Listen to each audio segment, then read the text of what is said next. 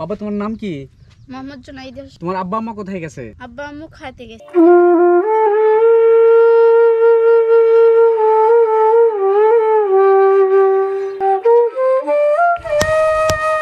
বইয়ে এসব পড়ছি, আজকে আমি রিয়েল লাইফে এটার দেখে বুঝতে পারতেছি যে আসলেই মানুষ জীবনযাপন চর অঞ্চলে অনেক কষ্ট করে জীবনযাপন করে। আমি এখন ওই বাড়িটির দিকে এগিয়ে যাচ্ছি।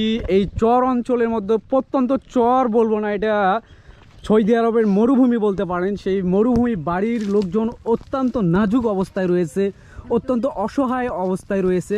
তো সেই বাড়ির দিকে আমি ধাবিত হচ্ছি। বাড়িতে লোকজন আছে কিনা তাদের সঙ্গে কথা বলার চেষ্টা করব আমি। বাড়িতে কি কেউ আছেন? আমরা বাড়ির ভিতরে প্রবেশ করছি। অ্যাকচুয়ালি আপনারা দেখছেন এইখানে হচ্ছে তাদের থাকার জায়গা, পাশাপাশি গরু থাকে। এটা চর অঞ্চলের নিত্য নৈমিত্তিক ব্যাপার যে দুটোই একসঙ্গে থাকে। সত্যি আসলে বলার কোনো ভাষা নেই।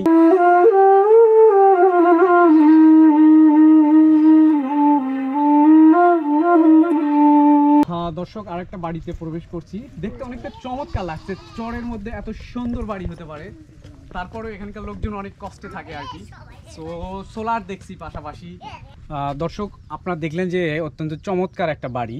দেখতে অনেক চমৎকার হলে এই বাড়িটি মূলত তৈরি করা হয়েছে চর অঞ্চলে যে কাশবন পাওয়া যায় ফ্রিতেই, কোনো টাকা লাগে না এই অঞ্চলের লোকজন সেইটা দিয়ে এই কাশবনদের চমৎকার একটা বাড়ি করেছে। তো বাড়িতে কোনো বড় লোকজন নাই, অভিভাবক নাই। এখানে আমরা ছোট একজন বাচ্চা দেখতে পাচ্ছি। বাবা তোমার নাম কি? মোহাম্মদ জুনাইদ হোসেন। জুনায়েদ হোসেন। তোমার আব্বা আম্মা কোথায় গেছে? আব্বা আম্মু খাইতে গেছে। খাইতে গেছে? কোথায়? ওই যে ওখানে। খাইতে বলতে কি কাজ করতে? ও কাজ করতে। কি কাজ করতে গেছে? মানে ওই যে খেতে পানি নিচ্ছে। পানি দিচ্ছি। আচ্ছা আচ্ছা। আর তুমি স্কুলে যাও? হ্যাঁ যাই। মাদ্রাসা না স্কুলে? ওই দাখিল মাদ্রাসায় যাই। কোন ক্লাসে পড়ো? 6-এ। 6-এ। ও, এখান থেকে কত দূর? একাডেমি। একাডেমি সেটাই নদীর ওই পারে? হ্যাঁ। প্রতিদিন কি হেঁটেই যেতে হয়? হ্যাঁ। ও, এখান থেকে হেঁটে যায়, ওখানে অটো চড়া লাগে। অটো চড়া লাগে। ক্লাস 6-এ। তোমার ছোট বোন কোন ক্লাসে পড়ে? ও ব্রাকে পড়ে 3-তে। সেই ব্রাকি এই অঞ্চলে আছে না, ওকে এভাবে হেঁটে যেতে হয়? ওকে ওই পারে যেতে হয়। দর্শক, এই ছোট বাচ্চার মুখে আপনারা শুনলেন তাদের মানে এখান থেকে মোটামুটি একটা অঞ্চল 2-3 কিলোমিটার মতো হেঁটে যেতে হয়, তারপর অটো চেড়ে, তারপর অত্যন্ত কষ্ট করে এই প্রত্যন্ত চর থেকে তারা লেখাপড়া করছে। তার জন্য আমরা দোয়া করি আগামী দিনের ভবিষ্যৎ হিসেবে গড়ে উঠুক, এই প্রত্যন্ত চর থেকে নিজেদেরকে বড় করে গড়ে উঠুক। আপনারা তাদের বাড়ির এই অবস্থা দেখেই বুঝতে পারছেন যে কি অবস্থা। আসলে অত্যন্ত কষ্টে থাকে। তার বাবা মা সারাদিন বাইরে কাজ করে, পাশাপাশি এখানে তারা এই বাড়িতে আছে। এখন আমরা তাদের বাড়িতে আমরা ঘরের মধ্যে প্রবেশ করছি। আপনারা তাদের ঘরের অবস্থান দেখতে পাচ্ছেন। এই যে দেখতে পাচ্ছেন মুরগি, সাথে খাট, মানে সব কিছু একসঙ্গে, মানে নিদারুণ কষ্ট যাকে বলে। ওপরে আপনারা দেখছেন যে আমরা সাধারণত টিনের চালা দেখি, কিন্তু তারা কি দেখছেন, এটা হচ্ছে পাটখড়ি বা সিনটা বলে বিভিন্ন অঞ্চলে। পাটখড়িতে তাদের ঘরের চাল হিসেবে ব্যবহার করছে।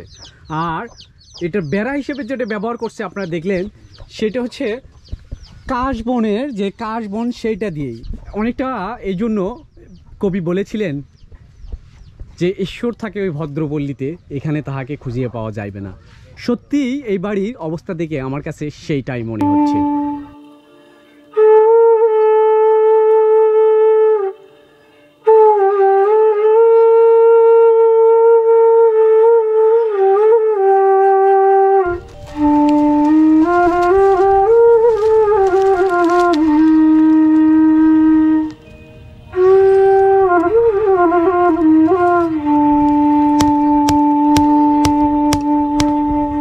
আমরা এই যে দেখতেছি সামনে একটা গরিব বাড়ি, খুব অসহায় লোকেরা এই চরের ভিতর থাকে।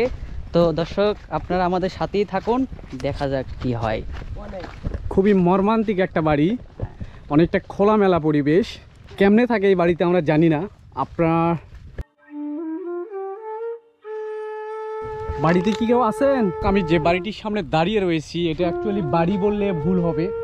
অনেকটা কুড়ে ঘরের মতো, একটি মাত্র ঘর, সেখানে রান্নাঘর। বাড়ির লোকজন নাই সম্ভবত। আমরা যতটুকু জানি যে চর অঞ্চলের লোকজন সারাদিন কাজ করে, শুধু রাতে আশ্রয় হিসেবে তাদের বাড়িতে থাকে।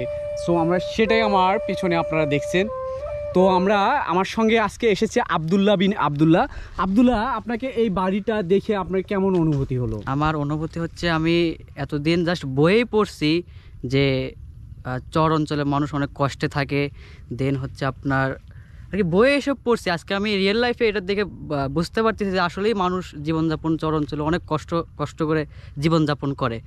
আপনারাও দেখে বুঝতে পারতেছেন বাড়িঘর কীরকম।